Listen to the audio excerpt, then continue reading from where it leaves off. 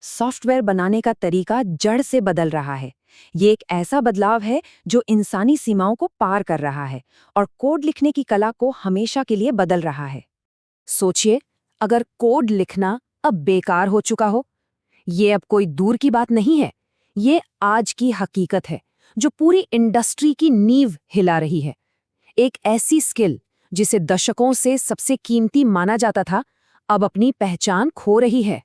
कल का डेवलपर एक कारीगर की तरह था जो बड़ी मेहनत से लाइन दर लाइन कोड बनाता था। लेकिन आज वो एक डायरेक्टर है।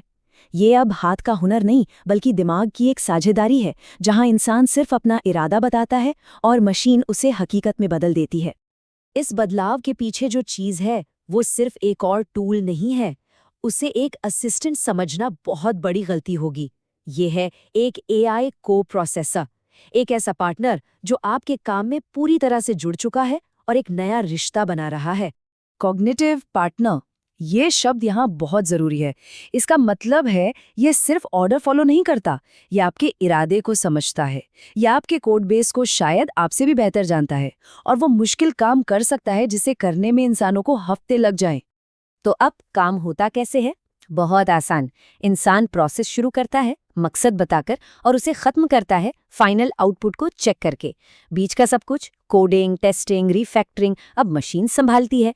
इंसान का रोल अब काम करने का नहीं बल्कि निर्देश देने और उसे वेरीफाई करने का हो गया है।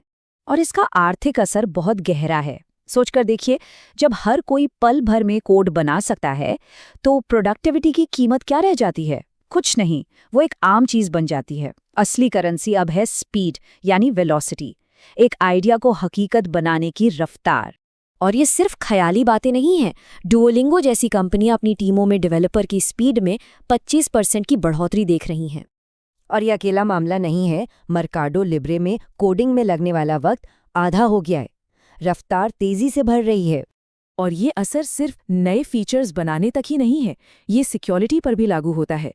कमजोरियों को ठीक करने के औसत समय में 70% की जबरदस्त गिरावट आई है, जिससे पूरा इकोसिस्टम कहीं ज्यादा सुरक्षित हो गया है। और ये ट्रेंड सिर्फ टेक कंपनियों तक ही सीमित नहीं है। मर्सिडीज बेंज जैसे बड़े इंडस्ट्रियल ग्रुप्स भी इसे अपना रहे हैं, सिर्फ रफ्तार के लिए नहीं बल्कि इसलिए ताकि इंसानी टैलेंट को छोटे-मोटे कामों से आज़ाद करके उन समस्याओं पर लगाया जा सके जो असल में मायने रखती हैं। ये सब डेवलपर की पहचान को बदल रहा है। एक कारीगर से वो एक आर्किटेक्ट बन रहा है जो सिस्टम को डिज़ाइन करता है और उसके बनने की प्रक्रिया को डायरेक्ट करता है। खेल के नियम ही बदल गए हैं। अब कीमत कैसे की नहीं बल्कि क्या और क्यों की है।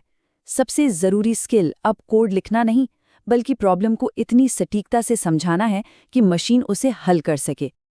लेकिन इस कमाल की एफिशिएंसी की एक कीमत है, और वो कीमत है सेंट्रलाइजेशन। सारा ज्ञान, सारी शक्ति एक ही प्लेटफॉर्म पर इकट्ठा हो रही है। लाखों डेवलपर्स अनजाने में सिर्फ एक टूल का इस्तेमाल नहीं कर रहे हैं, वो सब मिलकर एक ही विशाल सेंट्रल इंटेलिजेंस को ट्रेन कर रहे हैं। पूरी इंडस्ट्री का सामूहिक ज्ञान उस एक सिस्टम में जा रहा है। और ये प्लेटफॉर्म सब कुछ देखता है। लिखा गया हर एक लाइन ऑफ कोड, ठीक किया गया हर बग, पहचानी गई हर कमजोरी, हर पुल रिक्वेस्ट, हर कामयाब डिप्लॉयमेंट, कुछ भी इसकी नज़र से नहीं बचता।